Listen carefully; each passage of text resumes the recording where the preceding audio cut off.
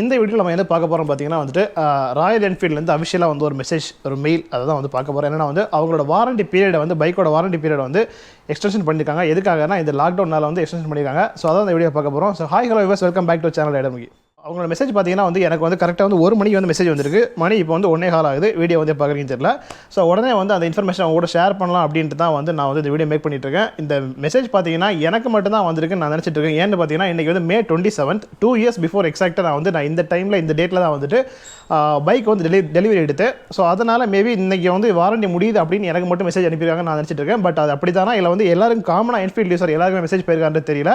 So உங்களுக்கு message வந்திருக்கான்னு நீங்கள் செக் பண்ணி பார்த்துங்க. ஸோ அந்த மெசேஜில் என்னென்ன போட்டுருக்காங்கன்னா, ஸோ அதுக்கு முன்னாடி இந்த நம்ம வீடியோ வந்து இப்போ தான் முதல்ல பார்க்குறீங்கன்னா அப்படி மறக்காம சப்ஸ்கிரைப் பண்ணுங்க. அப்படி நோட்டிஃபிகேஷன் ஆல் ப்ரெஸ் பண்ணுவீங்க. அப்போ தான் வந்து ரெகுலராக வந்து என்ஃபீல்டில் போடுற அப்டேட்ஸ், அப்புறமா வந்து பைக் ட்ராவல், பைக் டிப்ஸு எல்லாமே வந்து நம்ம சேனல் வந்துட்டு இருக்கோம். மறக்காம சப்ஸ்கிரைப் பண்ணி வச்சுங்க.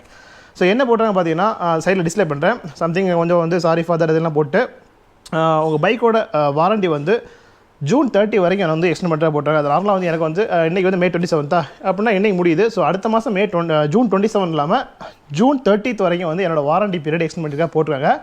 பட் ஆக்சுவலாகவே நான் வந்து 2 years வாரண்டி இல்லாமல் எக்ஸ்டெண்ட் வாரண்டி கூட போட்டிருக்கேன். பட் அவங்க அதை வந்து மறந்துருப்பாங்களா இல்லை நோட் பண்ணல என்னன்னு தெரில. ஸோ நார்மலாக ஒரு பைக்கோட வாரண்டி 2 yearsல முடியுது. அதனால் வந்து உங்களுக்கு வந்து 1 மாதம் அந்த லாக்டவுனில் வேஸ்ட்டாக வீட்டில் இருந்து வாரண்டி வேஸ்ட்டாக போயிருக்கும். ஸோ அதனால் 1 மாதம் உங்களுக்கு எக்ஸ்டெண்ட் பண்ணி தரேன் அப்படின்ற மாதிரி வந்து இந்த மெசேஜில் போட்டுருங்க.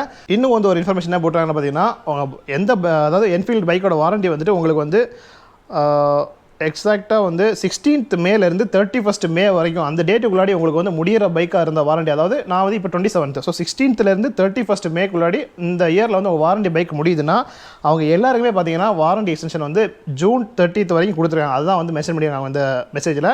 ஸோ யாருக்காச்சும் நீங்கள் வந்து என்ஃபீல்ட் யூசர்ஸ் என்ன பைக்காக இருந்தாலும் உங்கள் வாரண்டி வந்து 2 years நார்மலாக கொடுப்பாங்களா. ஸோ அந்த வாரண்டி பீரியட் வந்து இந்த டேட்டில் வந்து உங்களுக்கு முடியுதுன்னா நீங்கள் ஒரி பண்ண வேண்டாம். சார் நம்ம வாரண்டி வந்து 1 month வேஸ்ட்டாக போயிடுச்சு, இல்லை வந்து ஏதோ ஒரு ப்ராப்ளம் நீங்கள் வாரண்டி கிளைம் பண்ணலாம் வச்சுட்டு இருப்பீங்க. பட் இந்த லாக்டவுனால் உங்களை ஷோரூம் விசிட் பண்ண முடியாமல் இருப்பீங்க. ஸோ எனக்கும் அந்த மாதிரி பார்ட்ஸ் வந்து நான் வந்து ஆர்டர் பண்ணது இன்னும் வராமல் இருக்குது.